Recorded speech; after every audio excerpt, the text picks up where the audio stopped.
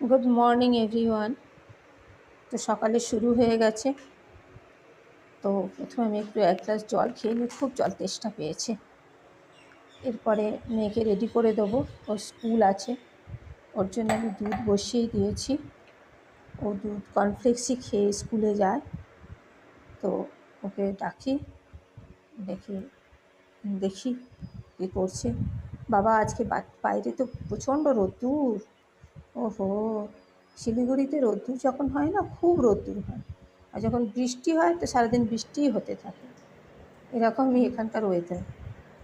তো মেয়েকে জল, কাঁচা হলুদ আর শিয়া সিড ভিজিয়ে রেখেছি, ওকে এখন এগুলো দেবো, দিয়ে ও খেয়ে স্নান করতে যাবে।